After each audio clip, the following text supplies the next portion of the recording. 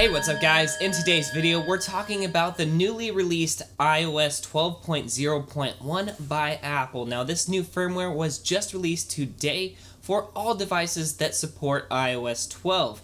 Now, some of the major fixes primarily involve the iPhone XS and a few of the bugs that they have been experiencing, but in today's video, we're not only going to focus on the changes in 12.0.1, but also how this new firmware impacts the world of jailbreaking. So before we start, don't forget to like, subscribe, and all that good stuff. But if you guys want a really easy way to check if a jailbreak has been released for your iOS version, check the first link down below in this video's description. Tanner created an awesome jailbreak status checker, which you can easily use to just check if a jailbreak has been released, essentially, for your specific iOS version. It's dynamically updated with the latest news pertaining to jailbreaking.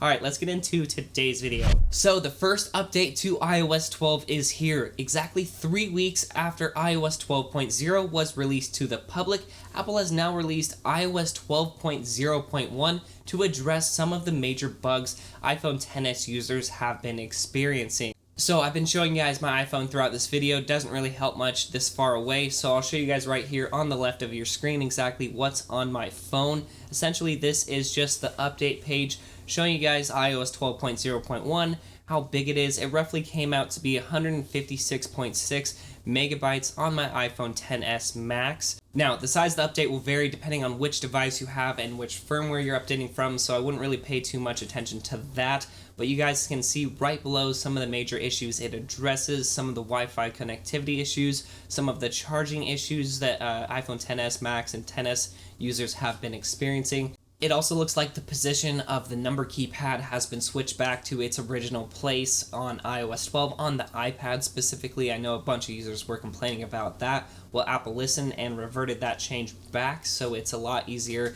and more natural to use the number keypad.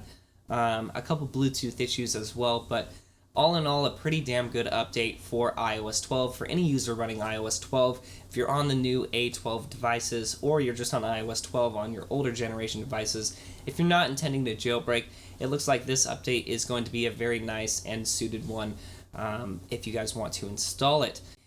These issues have all been addressed in iOS 12.1 betas, but now a public release in iOS 12.0.1 has been fixed and pushed to users so they can get those changes today. Anyway, if you guys are on iOS 12 on some of the new devices, but let's get on to the main portion of this video talking about how iOS 12.0.1 impacts the world of jailbreaking, because I'm sure that is why you guys are all here. Alright, well, with the push of iOS 12.0.1, we have a few good things and a few bad things to talk about in the world of jailbreaking. So let's start with the good things. The good things are all of the exploits and bugs and vulnerabilities that were talked about regarding iOS 12.0. None of them have been released publicly, that is. They've been demonstrated, but none of the actual exploits or code have been released to the public's eyes, meaning Apple most likely has not patched any of it. So all of the demonstrations like Pangu's jailbreak for iOS 12, in theory, will still work perfectly fine on iOS 12.0.1. We also have other developers, like I've talked about in the past, working on iOS 12 exploits. Their time frame of iOS 12.1, when they're going to release it, that still remains true as well.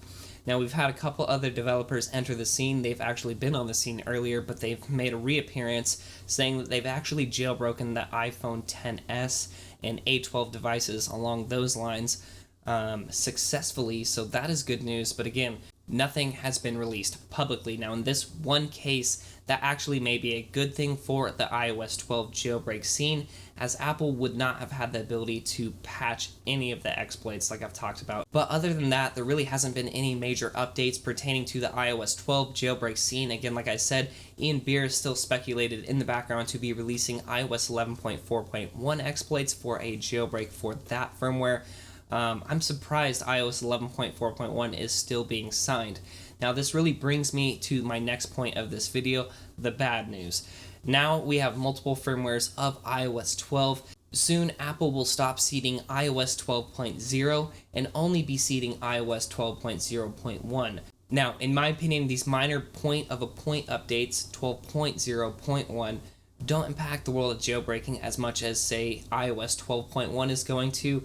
But in any case, this marks the first day that we have 2 versions of iOS 12 be out there for the public. And like I said earlier, iOS 12.0 will stop being signed eventually. In any case, I just want to make you guys aware that eventually some firmwares of iOS 12 will stop being signed, and only the latest version of iOS 12 is going to be signed. And that puts us in a rare predicament where if we're staying on iOS 11.4.1, for example, if we wanted to update to iOS 12.0 in the future, we have a limited time frame to do so now. Anyway, it's hard to say at this point where exactly to remain. I personally would remain on the lowest version of iOS that you can. I'm staying on iOS 11 like I've stated in previous videos, but the choice is up to you if you guys want to update to iOS 12.0. These minor updates are great for users that don't want to jailbreak, but they make it just a pain in the butt for users that want to jailbreak in the future. In any case, I will be the first to update you if any major breaking news comes out in the world of jailbreaking for iOS 12 that suggests we should update to a version of iOS 12 instead of 11.4.1 or below. I personally, like I said, I'm staying on the lower version of iOS, as I really think Ian Beer is going to come through and bring us an exploit which could be used for a jailbreak for that firmware. Anyway, if you don't have time to watch one of our videos every single week, go ahead and bookmark that jailbreak status checker. That will always be up to date if a new jailbreak has been released for your firmware. Anyway, thank you so much for watching today's video on iOS 12.0.1. I hope it was informational and you guys liked it. Don't forget to like, comment, and subscribe, of course, if you have yet to. But until next time, guys, this is Tony, signing out.